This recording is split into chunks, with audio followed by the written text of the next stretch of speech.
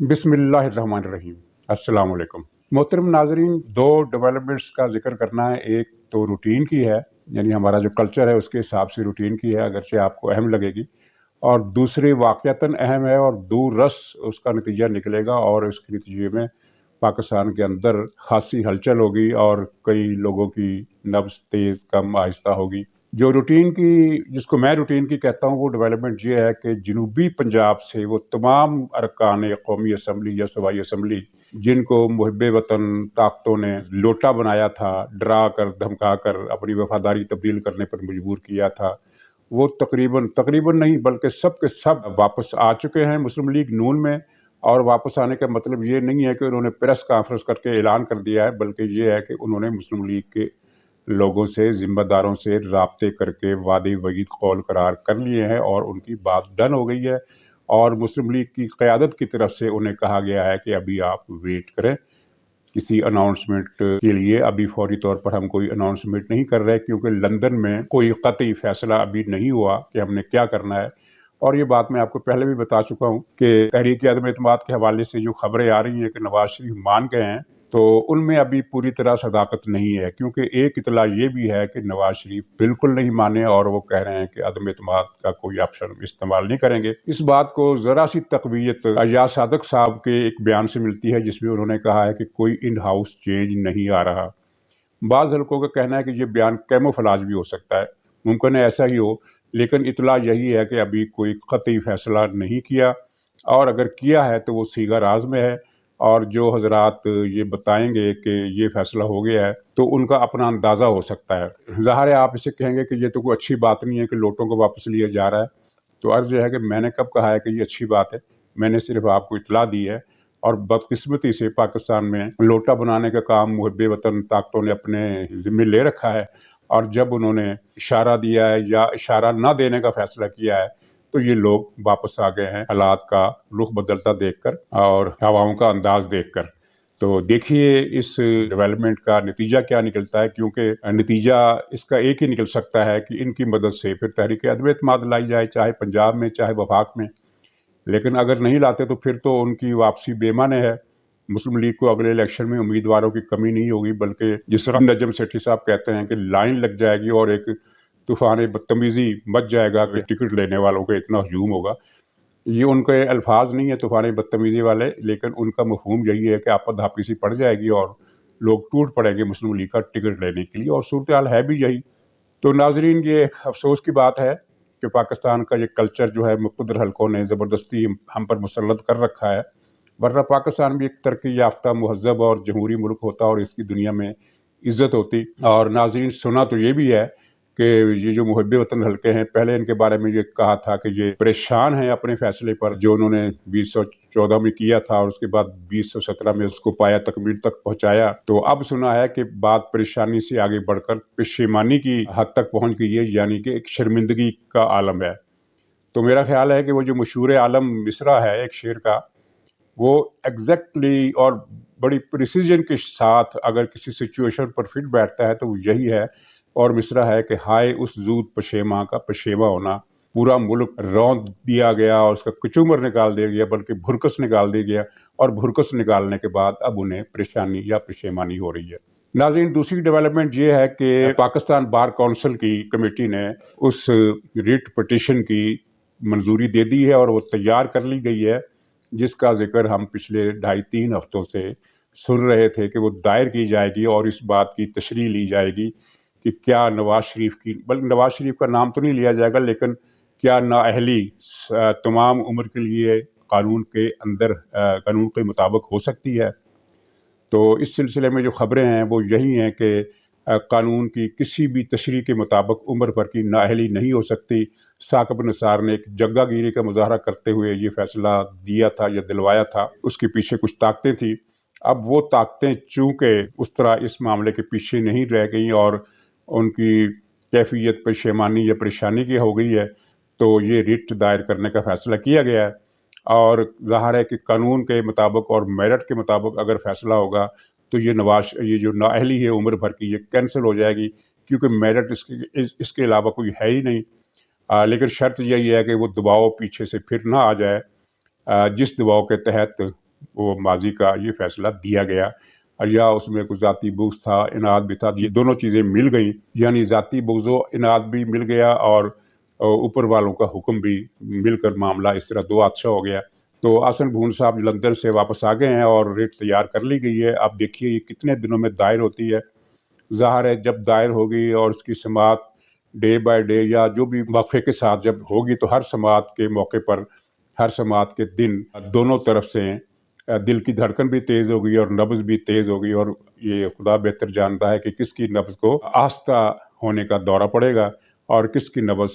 بعد میں متوازن ہو جائے گی۔ زیادہ امید جو ہے وہ یہی ہے کہ فیصلہ میرٹ پر ہوگا۔ اور ناظرین پھر بات یہیں تک نہیں رکے گی، بلکہ پھر ایک اور ریٹ پٹیشن بھی تیار کرنے پر غور ہو رہا ہے، اور وہ یہ ہے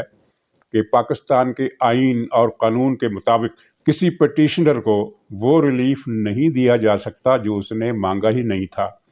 ریٹ دائر کی گئی تھی پاناما سکینڈل کے حوالے سے، لیکن عدالت نے اسے ایک طرف رکھا اور فیصلہ سنایا اقامہ کیس میں، جو کیس کا حصہ ہی نہیں تھا۔ تو چنانچہ یہ ایک بہت مضبوط لیگل گراؤنڈ ہے، اور قانونی ماہرین ہی زیادہ بہتر بتا سکتے ہیں کہ اس مسئلے پر جب نظر ثانی کی ریٹ دائر کی گئی تھی، پٹیشن دائر کی گئی تھی، تو سپریم کورٹ نے وہ بھی مسترد کر دی تھی، تو کیا نظر ثانی کی اپیل مسترد ہونے کے بعد بھی اس کی سماعت کی گنجائش نکل سکتی ہے اور وکلاء کا کہنا ہے کہ نکل سکتی ہے؟ اس حوالے سے وہ کچھ قانونی بحث کا حوالہ دیتے ہیں، جو ظاہر ہے ہم جیسے قانون سے اور آئین کی شقوں سے اور ان کے اطلاقات سے ناواقف حضرات جلدی نہیں سمجھ سکتے۔ لیکن اگر کبھی ایسا مرحلہ آیا جس کا کہا جا رہا ہے کہ یہ مرحلہ آئے گا، اور جب سماعت ہوگی تو پھر ہمیں بھی باتوں کی سمجھ آ جائے گی کہ کیا کچھ کی گنجائش ہے۔ اور ویسے بھی اس مقدمے میں ایک جو بڑا فلاح تھا اقامہ کیس پر سزا دینے کے علاوہ، وہ یہ تھا کہ جس جواز کو بنیاد بنا کر سزا سنائی گئی وہ یہ تھی کہ جو اثاثے وصول نہ کیے گئے ہوں لیکن انہیں وصول کیا جا سکتا ہو، یعنی امکانی طور پر ان کی وصول یابی کی صورت موجود ہو تو انہیں اثاثہ ہی شمار کیا جائے گا۔ تو اس وقت بھی یہ سوال اٹھا تھا کہ یہ ڈیفینیشن دنیا کی کس آئین کی، کس دستور کی، کس کتاب میں ہے؟ تو ایک کتاب کا نام لیا گیا تھا، وہ اس نام کی کتاب دنیا میں موجود ہی نہیں ہے جس کا حوالہ اس فیصلے میں دیا گیا۔ چنانچہ یہ ایک بدلی ہوئی صورتحال میں اس کو چیلنج کیے جانے پر غور ہو رہا ہے۔ یہاں پھر وہی بات میں دوبارہ دہراؤں گا کہ ہائے اس زود پشیماں کا پشیماں ہونا۔ ناظرین، دیگر خبریں یہ ہے کہ شبر زیدی جو اس حکومت کے بڑے پسندیدہ ماہر معیشت تھے، جن کو پھر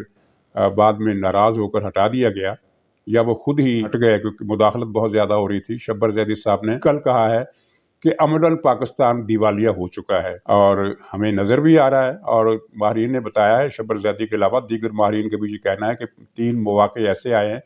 کہ اگر ہمیں فوری قرضہ نہ ملتا تو ہم ڈیفالٹ سٹیٹ ڈکلیئر کیے جا چکے ہوتے۔ پاکستان میں اس سے پہلے کبھی ایسا نہیں ہوا، اور تباہی اور بربادی کی یہ دردناک منزل ہم نے حاصل کی ہے محب وطن حضرات کی اس ایڈونچر کے نتیجے میں جو 2014 سے شروع ہوا اور 2017 میں اپنے انجام کو پہنچا۔ تو پاکستان کی اس بربادی کی ذمہ داری کس پر عائد ہوتی ہے، یہ آپ بہتر بتا سکتے ہیں، بہتر فیصلہ کر سکتے ہیں۔ اس بربادی کے سفر میں نواز شریف کو جو نقصان پہنچا وہ تو اپنی جگہ، لیکن اصل نقصان ملک کا ہوا اور کروڑوں عوام کو ہوا، جیسے کہ ٹرانسپیرنسی انٹرنیشنل جیسے قابل اعتماد اور غیر متنازع ادارے نے بتایا کہ پاکستان کی 86% آبادی کی آمدنی عمران خان کی حکومت کی وجہ سے نصف کے قریب رہ گئی ہے، یعنی 43 یا 44%، 2-3%، 4-5% اور جمع کر لیں تو وہ 50% ہو جاتی ہے، گویا کہ ان کی آمدنی آدھی رہ گئی۔ تو اس رپورٹ کو ہم یہ کہہ سکتے ہیں کہ پاکستان کی 86% آبادی اس وقت غریب ہے، کیونکہ جو آدمی 50,000 کماتا تھا اور اس میں اپنا گزارا کرتا تھا اور خود کو غریب نہیں مانتا تھا، کیونکہ وہ کہتا تھا کہ اللہ کا شکر ہے میرا گزارا ہو رہا ہے، میں غریب نہیں ہوں، لیکن جب اس کے 50,000 25,000 رہ گئے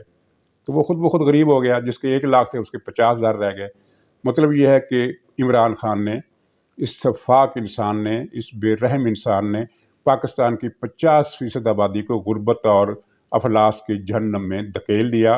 اور ناظرین، بے شرمی کی انتہا دیکھیے کہ وہ جو وزیر غل کو پاڑا ہے اور جو کسی جوکر سے اپنی صلاحیتوں میں قطعاً زیادہ نہیں ہے، اس نے کہا ہے کہ اگر 3 روپے کی دوا اگر 7 روپے کی ہو گئی ہے، یا 300 روپے کی دوا اگر 700 روپے کی ہو گئی ہے، تو کیا قیامت آ گئی ہے۔ تو اس میں اضافہ یہ بھی کیا جا سکتا ہے کہ اگر کوئی آدمی مر گیا ہے بھوک کے ہاتھوں تو کیا قیامت آ گئی ہے۔ اگر ملک کی 86% آبادی غربت اور افلاس کے گڑھے میں لڑک گئی ہے تو کیا قیامت آ گئی ہے۔ قیامت تو تب آئے گی جب عمران خان کو روزانہ ایک مسلم ہرن ملنا بند ہو جائے گا۔ یہ وزیر گلگپاڑا کا یہی مطلب ہے۔ تو وزیر گلگپاڑا سے یاد آیا کہ اس کا ایک ساتھی جوکر اور بھی ہے جس نے گورنمنٹ کالج فار وومن کے کنووکیشن میں ڈگریاں بانٹی، اور یہ کالج کی انتظامیہ کا کمال فیصلہ ہے کہ ایک ایسے شخص کو جو کسی تعلیمی ادارے کے نزدیک پھٹکنے کا بھی حقدار نہیں ہے اس کو مہمان خصوصی بنایا گیا۔ ظاہر ہے کچھ دباؤ آیا ہوگا، ورنہ کالج کی انتظامیہ ایسی جاہل تو نہیں ہو سکتی۔ تو اس طالبہ نے، ڈاکٹر فوزیہ نے، اس سے ڈگری لینے سے انکار کر دیا، اور اس پر ظاہر ہے جوکر کی بہت بے عزتی ہوئی، لیکن یہ بے عزتی پروف ہیں، بدلہ لیتے ہیں یہ۔ اور جب اخبار نویسوں نے اس سے پوچھا جوکر سے کہ یہ کیا ہوا، تو اس نے کہا کہ جمہوری حق ہے اس طالبہ کا، اس نے اپنا جمہوری حق استعمال کیا۔ بڑی اچھی بات کی موصوف نے، لیکن بعد میں کیا ہوا؟ بعد میں اس ڈاکٹر فوزیہ نے اپنا ٹویٹ واپس لیا جس میں اس نے کہا تھا کہ یہ شخص اس قابل نہیں ہے کہ اسے مہمان خصوصی بنا کر اسے ڈگریاں تقسیم کروائی جائیں۔ نہ صرف یہ کہ اس کا ٹویٹ ڈیلیٹ کروایا گیا دھمکی دے کر، بلکہ اس کا اکاؤنٹ بھی سیل کر دیا گیا۔ ہو سکتا ہے یہ جب میں بات کر رہا ہوں تو اب تک وہ کھل چکا ہو، لیکن اس کا اکاؤنٹ بھی بند کروا دیا گیا۔ تو یہ ہے ان کی انتقامی ذہنیت، ان جوکروں کی، ان اٹھائی گیروں کی۔ ناظرین، آخر میں اس خبر کا ذکر جس پر کافی لے دے ہو رہی ہے اور حکومت کے لوگ بڑے خوش ہوتے رہے 2 دن، لیکن اب ان کی خوشی ٹھنڈی پڑ گئی۔ وہ جھوٹوں کا جو چینل ہے ARY، اس نے یہ خبر چلائی کہ امریکہ کی فلاں لیبارٹری نے ثاقب نثار کی آڈیو ٹیپ کو جعلی قرار دیا ہے، فیک قرار دیا ہے، اور اس پر پھر یہ 2 دن تک حکمران پارٹی کے جو خوش آمدی ہیں وہ خوب جشن مناتے رہے، اپنے اپنے پروگراموں میں ٹویٹ بھی کرتے رہے کہ جعل سازی ثابت ہو گئی۔ حالانکہ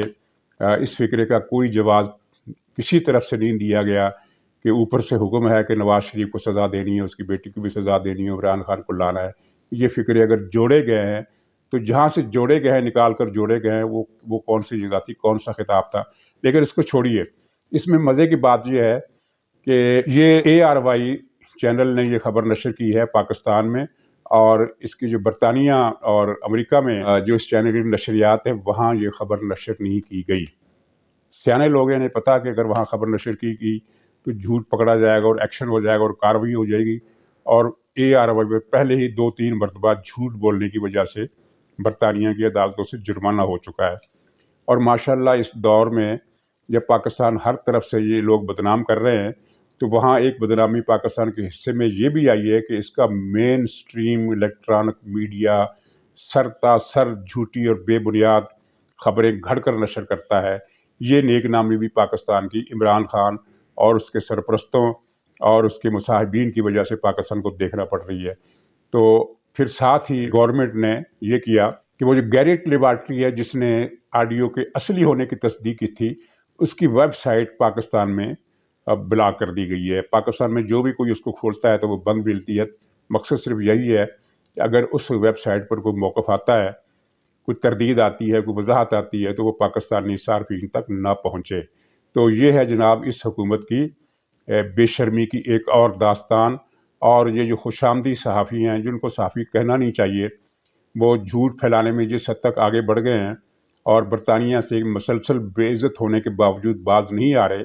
تو یہ ان کی ڈٹائی پر استقامت کا ایک شاندار مظاہرہ ہے۔